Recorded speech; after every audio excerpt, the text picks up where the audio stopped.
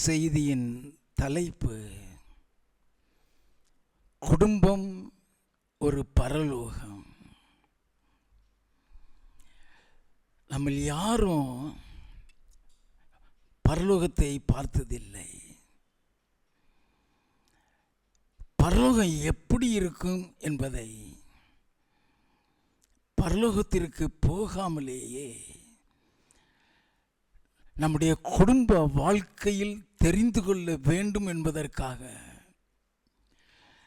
தேவனாகிய கர்த்தர் நமக்கு இந்த தேவ செய்தியை கொடுக்கிறார்.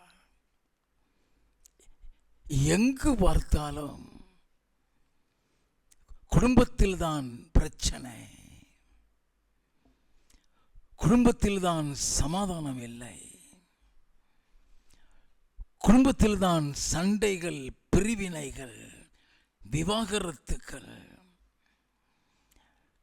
குடும்பத்தில்தான் பலவிதமான போராட்டங்கள்.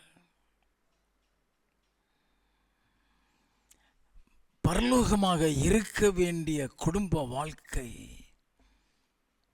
நரகமாக இருந்து கொண்டிருக்கிறது. ஆதலால் தான் நாம் தெரியாத சில காரியங்களை அறிந்து குடும்பத்தை சரிப்படுத்திக் கொள்வதற்காகவும், குடும்பத்தில் சமாதானம், அன்பு இருக்க வேண்டும் என்பதற்காகவும், குடும்பமாக பரலோகத்தை சுதந்திரிக்க வேண்டும் என்பதற்காகவும் தேவனாகிய கர்த்தர் நமக்கு இந்த தேவ செய்தியை கொடுக்கிறார். ஆதியிலே தேவனாகிய கர்த்தர் உலகத்தை உண்டாக்கின பொழுது மனிதன் தனியாக இருப்பது நல்லதல்ல என்று சொல்லிதான் அவனுக்கு ஏற்ற துணையை உருவாக்குவேன் என்று சொல்லி குடும்ப வாழ்க்கையை ஏற்படுத்தி விட்டார். குடும்ப வாழ்க்கை என்று சொல்லப்படுகிறது தேவனால் ஏற்படுத்தப்பட்ட ஒன்று. தேவனால் ஏற்படுத்தப்பட்ட குடும்ப வாழ்க்கையில் நாம் சாத்தானுக்கு இடம் கொடுத்து குடும்ப வாழ்க்கையை நரகமாக்கி கொண்டிருக்கிறோம்.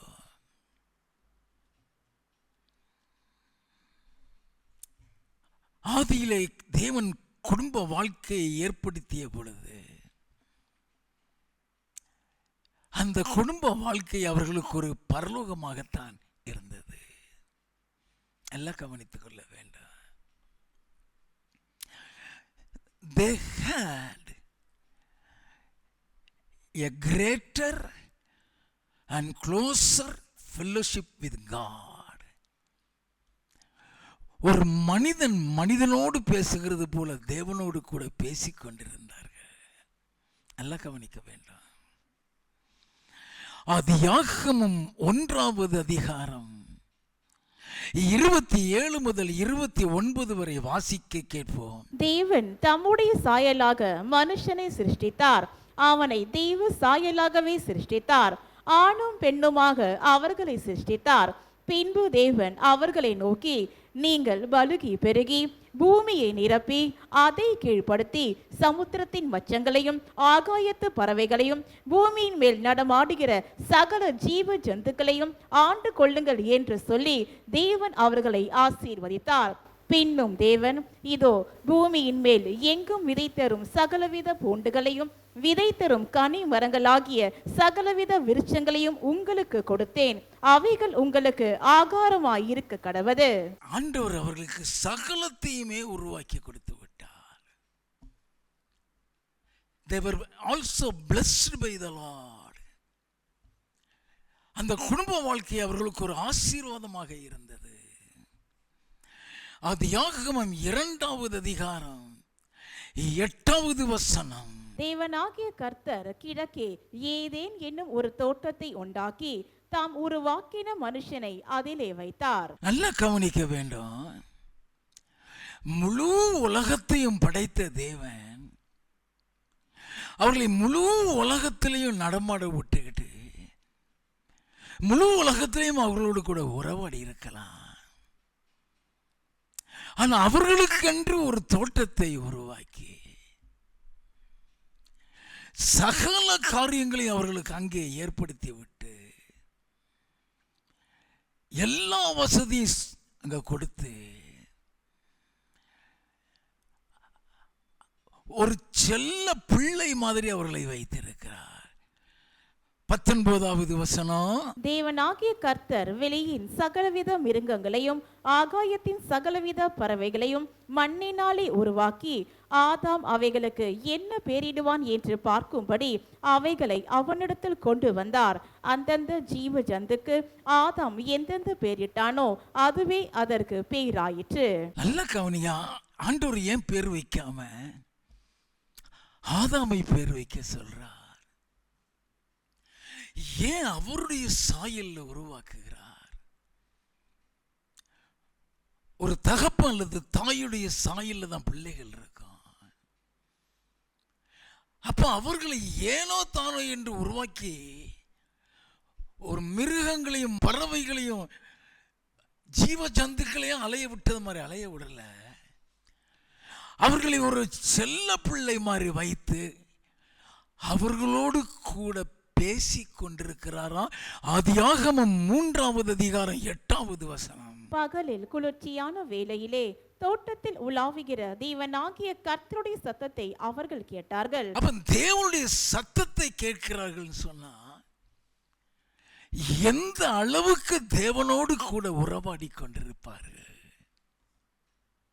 எல்லாம் கவனிங்க. அப்படிப்பட்ட ஒரு குடும்ப வாழ்க்கையை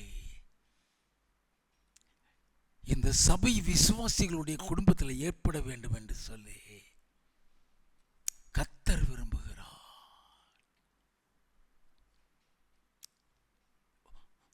ஒரு குடும்பம், முழு குடும்பத்துக்கும், தகப்பனுக்கும் தாய்க்கும் பிள்ளைக்கும் அவரே தலைவராக இருந்து நடத்த விரும்புகிறார். அவருடைய சத்தத்தை நீங்க கேட்க வேண்டும் என்று சொல்லி விரும்புகிறார். நல்லா கவனிங்க. புதிய ஏற்பாட்டில் வெளிப்படுத்தின விசேஷத்தில் பரலோகத்தை பற்றி எழுதியிருக்கிறது.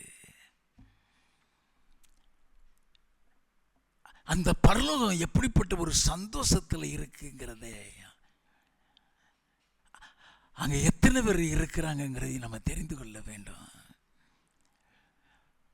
வெளிப்படுத்தின விசேஷம் 19வது அதிகாரம் 1வது வசனம்.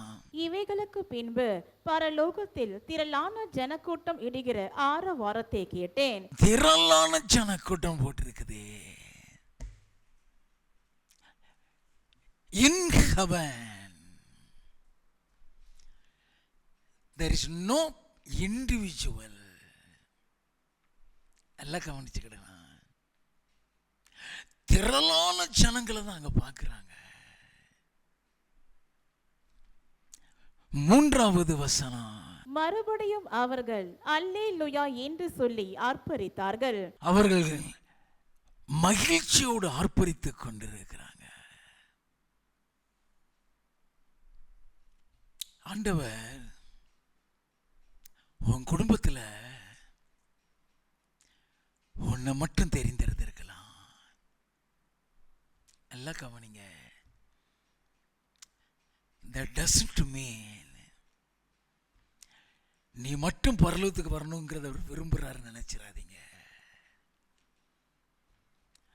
அந்த முழு குடும்பத்துக்கும் உன்னதான் கருவியா தெரிந்தெடுத்திருக்கிறாரு.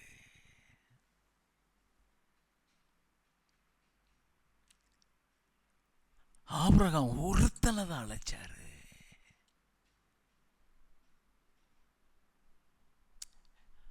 அவன் நிமித்தம்தான் அவன் மனைவி ரட்சிக்கப்பட்டா. அவன் நிமித்தம்தான் அவன் ஈசாக்கு ஆண்டவரை அறிந்து கொண்டான். அப்படியே சந்ததி சந்ததியாய் கர்த்தருடைய பிள்ளைகளாக மாறுறாங்க. நல்லா கவனிங்க. ஆண்டவர் விரும்புகிறது எல்லாம் நான் உண்டு கர்த்தர் உண்டுன்னு இருக்கிற வாழ்க்கையை அவர் விரும்பவில்லை.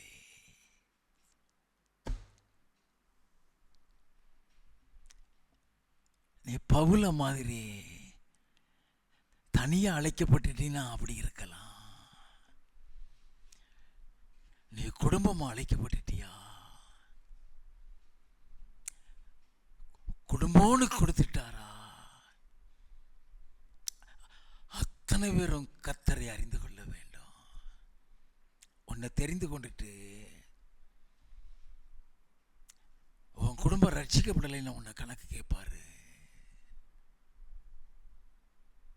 அதுக்கு தான் தேவை செய்தி கொடுக்கிறார். வேதத்தில் கணவன் எப்படி நடக்கணும், மனைவி எப்படி நடக்கணும், பிள்ளைகள் எப்படி நடக்கணும், பெற்றோர் எப்படி நடக்கணும், எல்லாமே வேதத்தில் ஆண்டவர் கொடுத்திருக்கிறார். நம்ம வாசித்திருக்கிறோம், அறிந்திருக்கிறோம், ஆனால் நடந்ததில்லை. வெளிப்படுத்தின விசேஷம் 19வது அதிகாரம் 5வது வசனம். மேலும் நமது தேவனுடைய ஊழியக்காரரே, அவருக்கு பயப்படுகிற சிறியோரும் பெரியோருமானவர்களே, நீங்கள் யாவரும் அவரை துதியுங்கள் என்று ஒரு சத்தம் சிங்காசனத்தில் இருந்து பிறந்தது. சிங்காசனத்தில் இருந்து அந்த சத்தம் சிங்காசனத்தில் இருந்து வந்ததுன்னா அது பிதாவிட்ட இருந்து தான் வர வேண்டும். நல்லா கவனிங்க.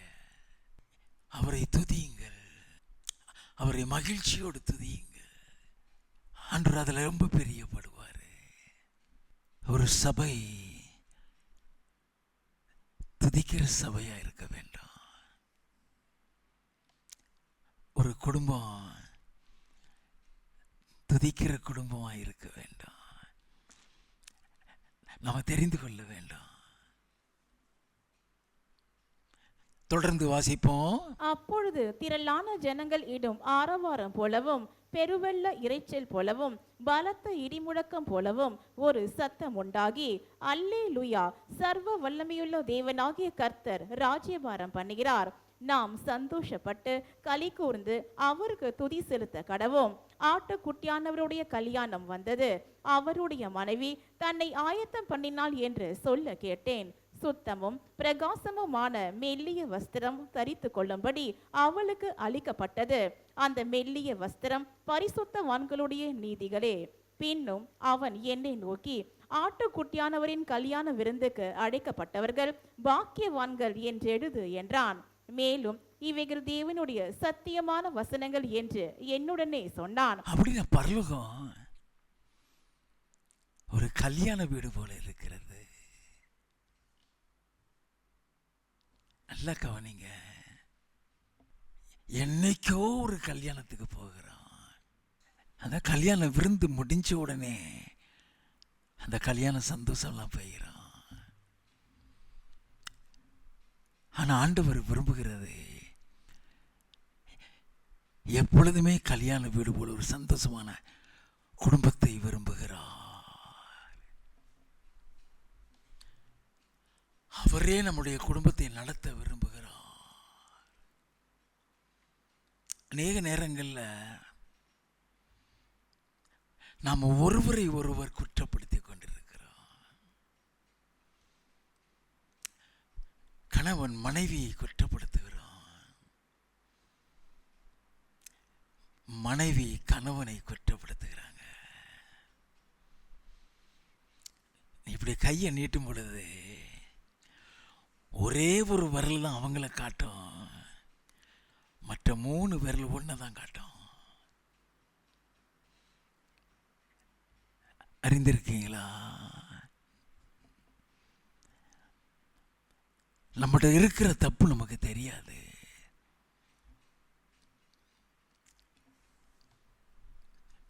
மனைவி விரும்புகிறது என்னங்கிறது கணவனுக்கு தெரியாது. ஒரு கணவன் விரும்புகிறது என்னங்கிறது மனைவிக்கு தெரியாது. It takes time to understand each other. அது தெரியாம நம்ம சண்டை போட்டுறோம், நம்ம கோபப்பட்டுறோம். நல்லா கவனிக்க வேண்டாம். நீ எப்படி உன் தாய் தகப்பனை நேசிக்கிறியோ அதே மாதிரி தான் உன் துணையும் தாய் தகப்பனை நேசிப்பாங்க. உன் குடும்பம் வீட்டுக்கு வரும்போது எப்படி நீ அவர்களை வரவேற்கணும்னு விரும்புகிறியோ அதே மாதிரி அவர்களும் விரும்புவாங்க. நமக்கு தெரியாது. சின்ன சின்ன விஷயத்துல எல்லாம் கோபப்பட்டு குடும்பம் பிரிஞ்சிருது.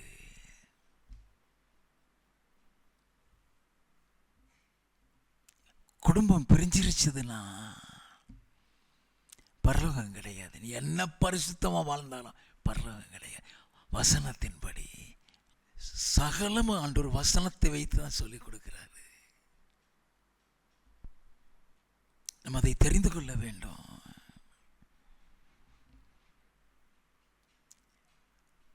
பரலோகம் ஒரு கல்யாண வீடு மாதிரி.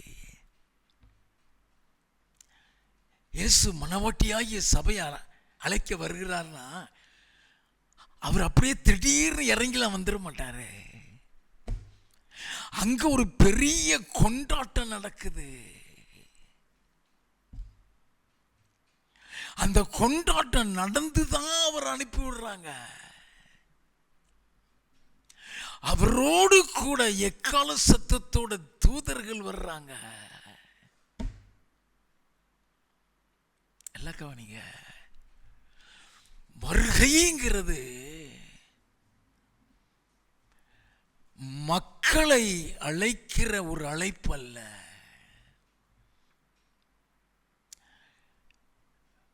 மணவாளன் வருகிறது மணவாட்டியை அழைக்க. என் இயேசு கிறிஸ்துனுடைய வருகை சொல்றது 2 உண்டு. நான் சபையில எடுத்திருக்கிறேன். அவர் முதல் முறை வரும்பொழுது மணவாளனா தான் வருவாரு. மணவாட்டியாகிய சபையை எடுத்து செல்ல. ஒரு சபைங்கிறது மணவாட்டியை உருவாக்குகிறதா இருக்க வேண்டும். அதுதான் சபை. நல்லா கவனிங்க. அவர் 2வது முறை வரும்போது மணவாளனா வர மாட்டாரு. ராஜாதி ராஜாவாய் வருவாரு. அது நியாய தீர்ப்பு கொடுக்க.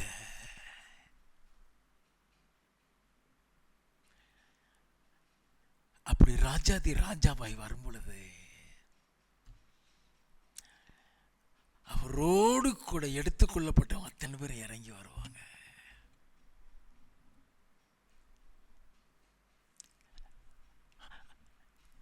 ஆண்டவர் விரும்புறது எல்லாமே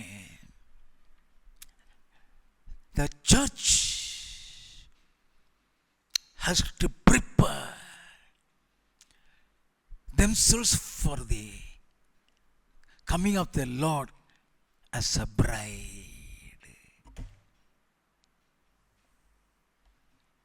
அதுக்கு தான் சொல்லி கொடுத்துட்டு வர்றாரு.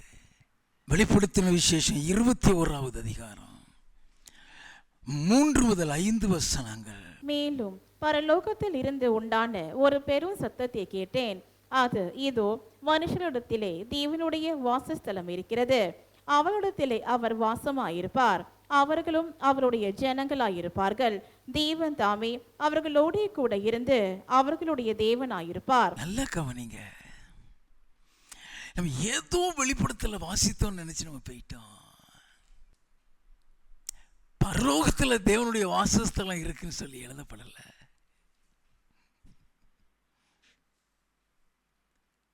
பரலோகத்துல வாசஸ்தலம் கிடையாது, அது ராஜ்யம். பரலோகங்கிறது ராஜ்யம், முழு இடமும் மகிழ்ச்சி தான். அப்ப ஆண்டவர் சொல்லுகிறாரு, பரலோகத்திலிருந்து உண்டான ஒரு பெரும் சத்தத்தை கேட்டேன், இதோ மனுஷர்களிடத்தில் தேவனுடைய வாசஸ்தலம் இருக்கிறது, அவர்களிடத்திலே அவர் வாசமாயிருப்பார், அவர்களும் அவருடைய ஜனங்களாய் இருப்பார்கள், தேவன் தாமே அவர்களோடு கூட இருந்து அவருடைய தேவனாய் இருப்பார், அவர்களுடைய கண்ணீர் யாவையும் தேவன் துடைப்பார். இனி மரணமும் இல்லை, துக்கமும் இல்லை, அலறுதலும் இல்லை, வருத்தமும் இல்லை, முந்தினவைகள் ஒழிந்து போயின என்று விளம்பினது. சிங்காசனத்தின் மேல் வீற்றிருந்தவர், இதோ நான் சகலத்தையும் புதிதாக்குகிறேன் என்றார். இதோ நான் சகலத்தையும் புதிதாக்குகிறேன். அதுதான் இன்னைக்கு சொல்லிக் கொடுக்கிறாரு. இன்னைக்கு ஒரு குடும்ப வாழ்க்கையை ஒரு புதிதாக்கும்படியாக, ஒரு புது அனுபவத்திற்குள்ள கொண்டு வரும்படியாக, உன் குடும்பமே இப்ப எழுதப்பட்டது போல கண்ணீர் இல்லாத வாழ்க்கை, அலறுதல் இல்லாத ஒரு வாழ்க்கை. எப்படி பரலோகத்தை குறித்து சொல்ற அந்த வாசஸ்தலங்கிறது பூமியில நம்ம வீட்டில் இருக்க வேண்டும். 23 இருந்து 27 வரை வாசிப்போம். நகரத்திற்கு வெளிச்சம் கொடுக்க சூரியனும் சந்திரனும் அதற்கு வேண்டுவதில்லை, தேவனுடைய மகிமையே அதை பிரகாசிப்பித்தது. ஆட்டுக்குட்டியானவரே அதற்கு விளக்கு. ரட்சிக்கப்படுகிற ஜனங்கள் அதன் வெளிச்சத்திலே நடப்பார்கள். பூமியின் ராஜாக்கள் தங்கள் மகிமையையும் கனத்தையும் அதற்குள்ளே கொண்டு வருவார்கள். அங்கே ராக்காலம் இல்லாதபடியால் இது பரலோகத்தை குறிக்கிறது. அங்க ராத்திரியும் கிடையாது, பகலும் கிடையாது,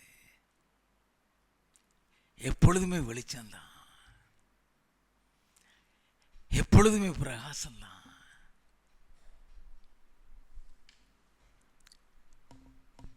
நல்லா தெரிஞ்சுக்கிடுங்க,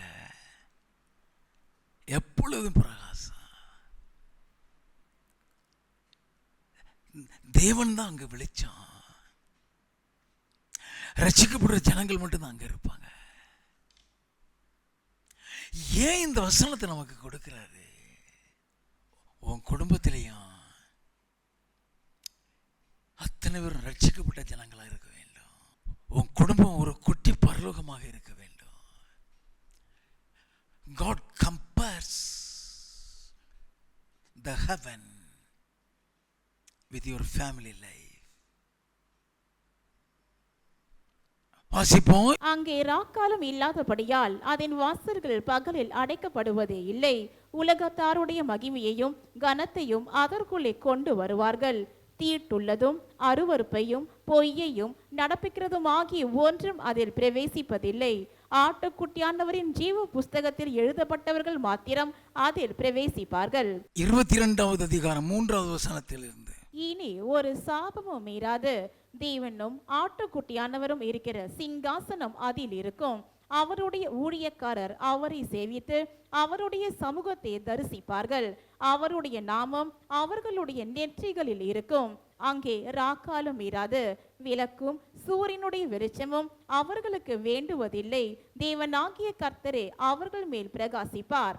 அவர்கள் சதா காலங்களிலும் அரசாளுவார்கள். தேவனுடைய கர்த்தர் அங்கு பிரகாசிக்கிறார். ஆண்டவர் உங்க ஒவ்வொருவருடைய முகத்திலும் பிரகாசத்தை பார்க்க விரும்புகிறார். Complexion is different. அது நீங்க கருப்பா இருக்கலாம், சிவப்பா இருக்கலாம். பிரகாசங்கிறது நீ கருப்பா இருந்தாலும் உன் முக மகிமையா இருக்கும். அப்படிப்பட்ட ஒரு ஐக்கியத்துக்குள்ள இந்த சபையை கொண்டு வர விரும்புகிறார். அப்படி வரணும்னா முதல்ல உன் குடும்பம் ஒற்றுமைக்குள்ள வர வேண்டும். ஏதோ குடும்ப வாழ்க்கையை வாழ்கிறோன்னு வாழாதீங்க. பரலோகத்துக்கு ஆயத்தப்படுத்துகிற ஒரு குடும்ப வாழ்க்கையை வாழ்ற மாதிரி வாழ வேண்டும்.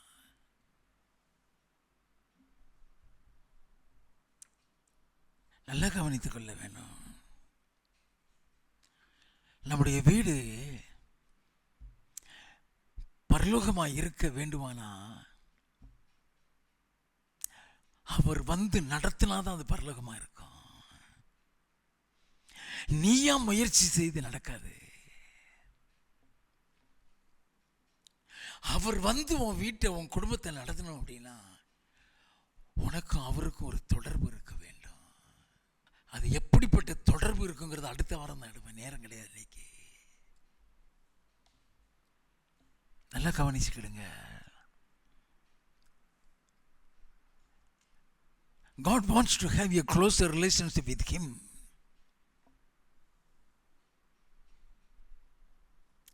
நீ அவர் சத்தத்தை கேட்கணும். நீ இப்படி நட அப்படி நட, உனக்கு முன்னால சொல்ற சத்தத்தை கேட்பேன் தானே எழுதப்பட்டிருக்கிறது. அப்படி கேட்க வேண்டும். ஆண்டவர் பரலோகத்தில் திரள் கூட்டத்தை தான் காமிக்கிறாரு. அங்க தனியாக யாருமே நின்னது மாதிரி தெரியல. அப்படின்னா ரட்சிப்புங்கிறது தனிப்பட்ட நபர் கிடையாது. ரட்சிப்பு என்பது ஒரு முழு குடும்பத்தையும் சேரும். நீ தனி நபரா ரட்சிக்கப்பட்டிருக்கலாம், உன் குடும்பத்தில் ஒன்ன தெரிந்தெடுத்து இருக்கிறாரு. உன் மூலம் அவங்க எல்லாம் ரட்சிக்கப்படணும்னா நீ கிறிஸ்துவை காட்ட வேண்டும். போகட்டும்.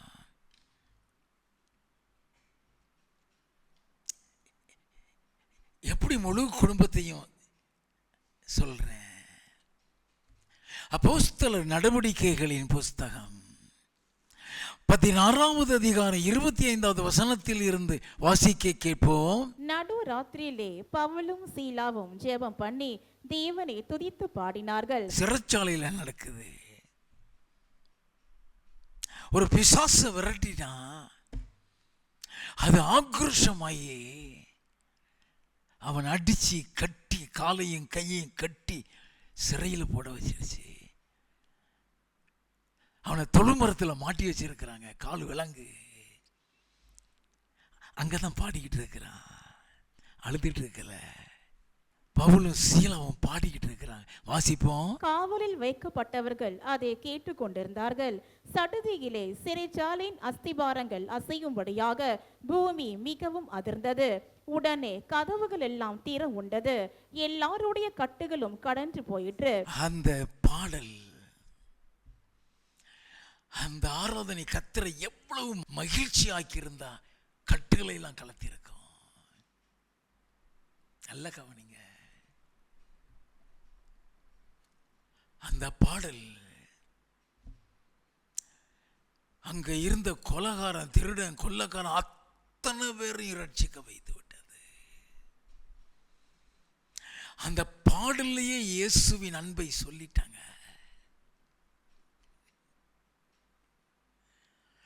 அங்க ஒரு பெரிய அசைவு நடக்கிறது.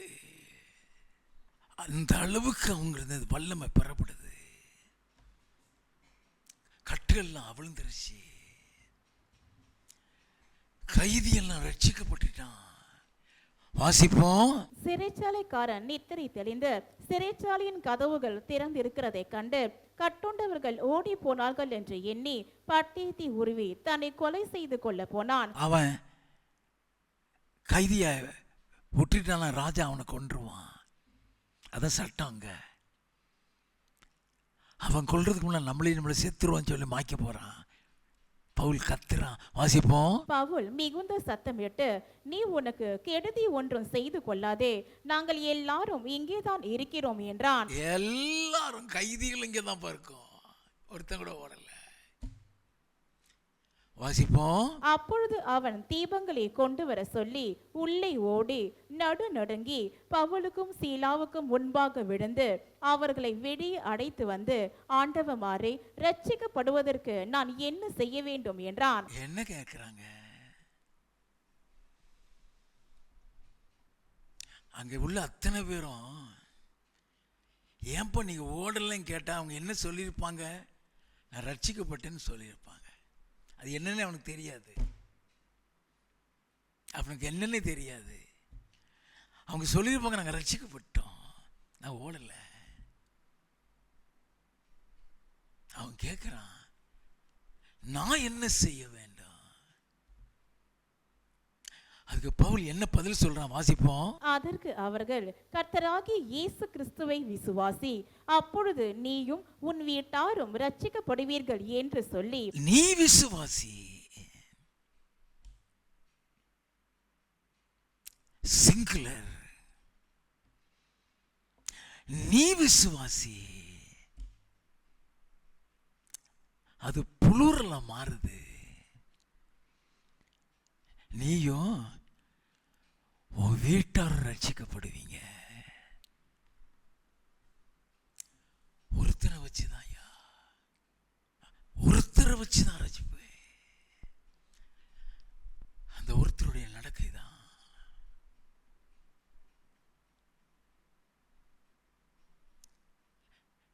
நான் ரட்சிக்கப்பட உன் பாவத்தை மன்னிப்பு கையில்னு சொல்லி ஆண்டவர் சொல்லல. என் பாவத்தை என்கிட்ட கொண்டாந்து காமிக்கல. எந்த பிரசங்கத்தை கேட்டு நான் ரட்சிக்கப்படல.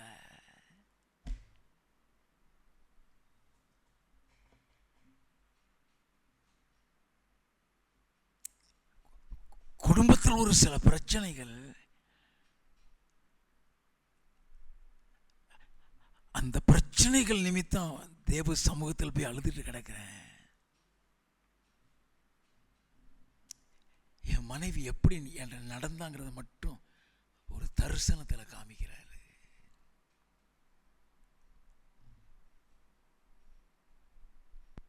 அழுதேன்,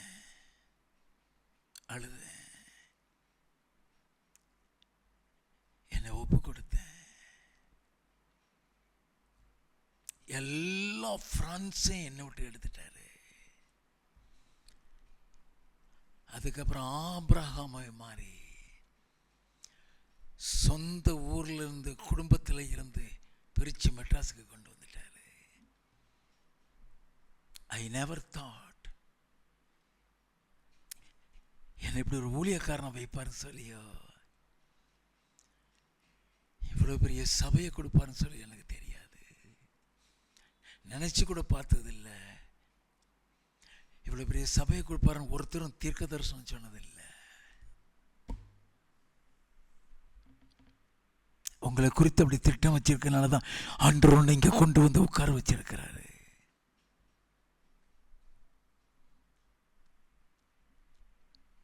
நல்லா கவனிக்க வேண்டாம். நீயும் உன் வீட்டாரும் ரட்சிக்கப்படு. வாசிப்போம். அவனுக்கும் அவன் வீட்டில் இருந்த யாவருக்கும் கர்த்தருடைய வசனத்தை போதித்தார்கள். அவனுக்கும் அவன் வீட்டில் உள்ள யாவருக்கும் கர்த்தருடைய வசனத்தை போதித்தார்கள். மேலும் ராத்திரியில் அந்நேரத்திலே தானே அவன் அவர்களை அழைத்து கொண்டு போய் அவர்களுடைய காயங்களை கழுவினான். அவனும் அவனுடையவர்கள் அனைவரும் உடனே ஞான ஸ்நானம் பெற்றார்கள். முழு குடும்பமும் ஞானஸ்நானம் பெற்றார்கள். பின்பு அவன் அவர்களை தன் வீட்டிற்கு கூட்டிக் கொண்டு போய் அவர்களுக்கு போஜனம் கொடுத்து தன் வீட்டார் அனைவரோடும் கூட தேவனிடத்தில் விசுவாசம் உள்ளவனாகி மன மகிழ்ச்சியாயிருந்தான். தன் வீட்டார் அனைவரோடும் கூட தேவனிடத்தில் விசுவாசம் உள்ளவனாய். அவனுக்கே இயேசுவை தெரியாதியா? சிறை அதிகாரி ஐயா, அவன் மூலமா தான் அவன் முழு குடும்பத்தையும் தெரிந்து கொண்டான்.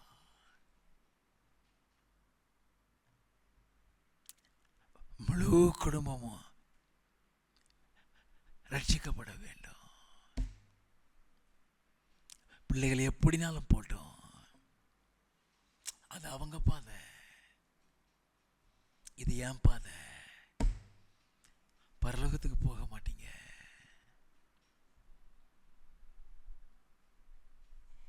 நல்லா கவனிக்க வேண்டும்.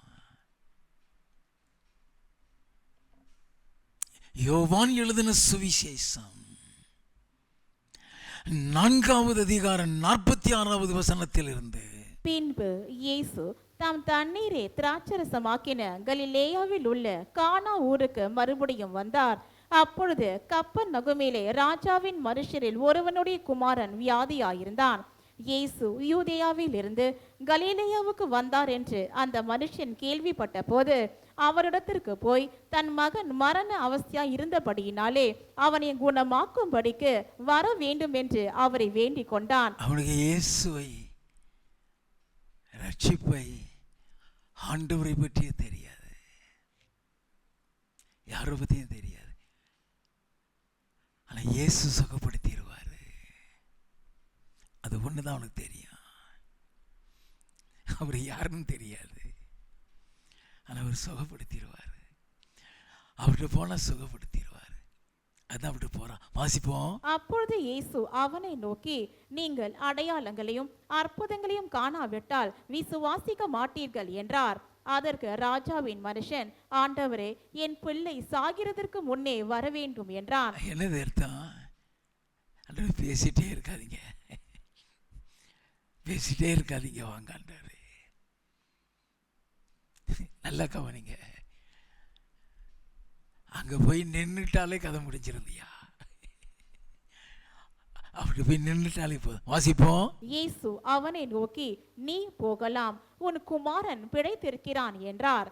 அந்த மனுஷன் இயேசு சொன்ன வார்த்தையை நம்பி போனான்.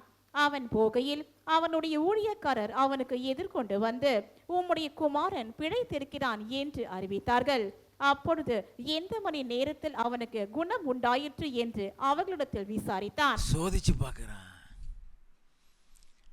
அவர் சொன்னதுனாலதான் குணமானானா, அதுக்கு முன்னாலே சுகமாயிட்டானா? நீங்க அற்புதங்களையும் அடையாளங்களையும் காணாட்டா விசுவாசிக்க மாட்டீங்கன்னு சொன்னாரு. வாசிப்போம். அவர்கள், நேற்று 7ஆம் மணி நேரத்தில் ஜுரம் அவனை விட்டது என்றார்கள். உன் குமாரன் பிழைத்திருக்கிறான் என்று இயேசு தன்னுடனே சொன்ன மணி நேரம் அதுவே என்று தகப்பன் அறிந்து அவனும் அவன் வீட்டார் அனைவரும் விசுவாசித்தார்கள். அவனும் அவன் வீட்டார் அனைவரும். நல்ல கவனிங்க, முழு குடும்பம். அதுதான் ஆண்டவர் விரும்புறாரு. நமக்கு அதெல்லாம் தெரியாது. அப்போஸ்தலர் 10வது அதிகாரம் 1வது வசனத்திலிருந்து, இத்தாலியா பட்டாளம் என்னப்பட்ட பட்டாளத்திலே 100க்கு அதிபதியாகிய கொர்நேலியு என்னும் பேர் கொண்ட ஒரு மனுஷன் செசரியா பட்டணத்திலே இருந்தான். அவன் தேவ பக்தி உள்ளவனும் தன் வீட்டார் அனைவரோடும் தேவனுக்கு பயந்தவனுமாயிருந்து ஜனங்களுக்கு மிகுந்த தருமங்களை செய்து எப்பொழுதும் தேவனை நோக்கி ஜெபம் பண்ணி கொண்டிருந்தான். நல்ல கவனிங்க, எப்போதும் ஜெபிக்கிறவன், தான தர்மம் பண்றவன், தேவனுக்கு பயந்தவன். ஆனா ரட்சிப்பு கிடையாது, இயேசுவை தெரியாது. இயேசு சொன்னாரே யோவான் 14:6, என்னாலே இல்லாமல் ஒருவனும் பிதாவின் இடத்துல வர மாட்டான். வாசிப்போம். பகலில் ஏறக்குறைய 9ஆம் மணி நேரத்திலே தேவனுடைய தூதன் தன்னிடத்தில் வரவும் கொர்நேலியுவே என்று அழைக்கவும் பிரத்யட்சமாய் தரிசனம் கண்டு அவனை உற்று பார்த்து பயந்து, ஆண்டவரே, என்ன என்றான். அப்பொழுது அவன், உன் ஜெபங்களும் உன் தர்மங்களும் தேவனுக்கு நினைப்பூட்டுதலாக அவர் சந்நிதியில் வந்துட்டு இருக்கிறது. உன் ஜெபம் அங்க வந்துருச்சு, உன் தர்மம்லாம் அங்க வந்துருச்சு, நீ வர முடியாது. வாசிப்போம். இப்பொழுது நீ யோப்பா பட்டணத்துக்கு மனுஷரை அனுப்பி பேதுரு என்று மறுபேர் கொண்ட சீமோனை அழைப்பி, அவன் தோல் பதனிவனாகிய சீமோன் என்னும் ஒருவனிடத்திலே தங்கி இருக்கிறான்.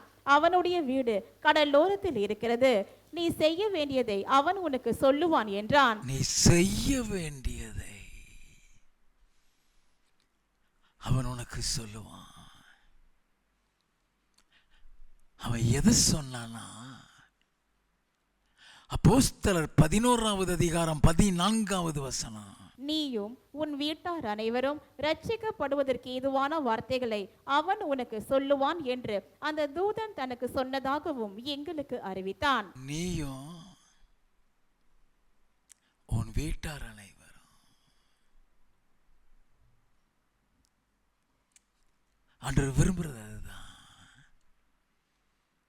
உன் முழு குடும்பமும் ரட்சிக்கப்பட வேண்டும். யோசுவாவின் புஸ்தகம் 24வது அதிகாரம் 15வது வசனத்தின் கடைசி பகுதி. நானும் என் வீட்டாருவோம் என்றால் கர்த்தரை சேவிப்போம் என்றான். நானும் என் வீட்டாரும் என்றால் கர்த்தரையே சேவிப்போ. தனியா இல்ல. இஸ்ரவேல் ஜனங்களை எகிப்தின் அடிமைத்தனத்திலிருந்து ஆட்டுக்குட்டியின் ரத்தத்தினாலே மீட்டு கொண்டாரே. எப்படி மீட்டு கொண்டார் தெரியுமா? யாத்திராகமம் 12வது அதிகாரம் 1வது வசனம் 3வது வசனம். கர்த்தர் எகிப்து தேசத்தில் மோசேயையும் ஆரோனையும் நோக்கி, நீங்கள் இஸ்ரவேல் சபையார் யாவரையும் நோக்கி, இந்த மாதம் 10ஆம் தேதியில் வீட்டு தலைவர்கள் வீட்டுக்கு ஒரு ஆட்டுக்குட்டியாக ஒவ்வொருவரும் ஒவ்வொரு ஆட்டுக்குட்டியை தெரிந்து கொள்ள கடவர்கள். ஒவ்வொரு ஆட்டுக்குட்டியை தெரிந்து கொள்ள கடவர்.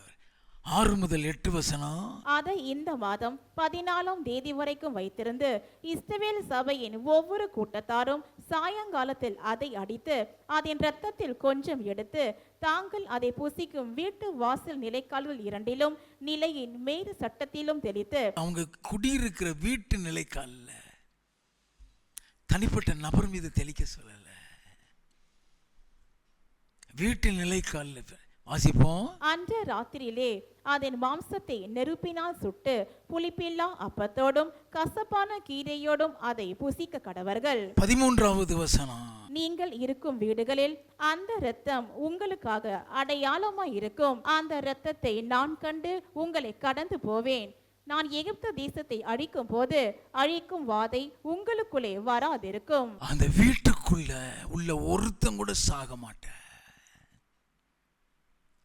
ரத்தத்தில் மீட்கும் போது கூட முழு குடும்பமாக தான் மீட்கிறாரு. யோசுவாவின் புஸ்தகம்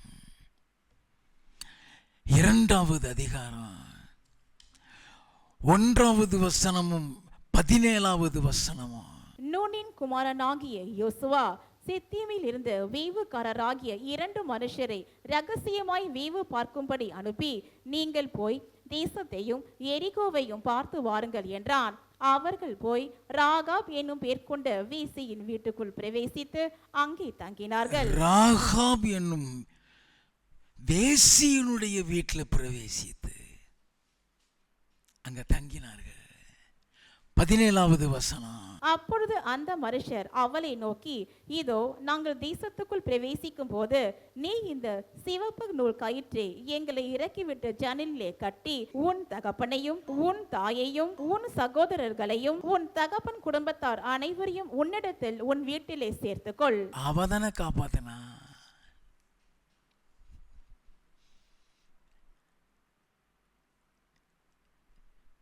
முழு குடும்பத்தை உள்ள கொண்டாந்துருமா. ஒருத்தன் வெளியே போயிட்டு அதுக்கு நாங்க பொறுப்பு இல்லைன்றுவான்.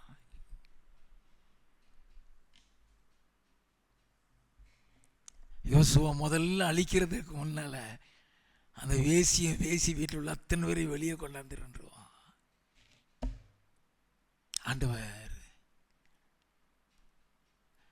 முழு குடும்பத்தை ரட்சிக்க தான் விரும்புகிறாங்கிறதுக்கு வேத வசன ஆராதரத்தோடு இன்னைக்கு உங்களோடு கூட பேசியிருக்கிறேன். இனிமே உன் குடும்பம் எப்படி ரட்சிக்கப்படும்? ஒரு நபரை வச்சு அவர் எப்படி ரட்சிப்பாரு? கணவனுக்காக மனைவி எப்படி ஜெபிக்கணும், மனைவிக்காக கணவன் எப்படி ஜெபிக்கணும், உன் பிள்ளைகளுக்காக நீ எப்படி ஜெபிக்கணும், உனக்காக நீ எப்படி ஜெபிக்கலாம்?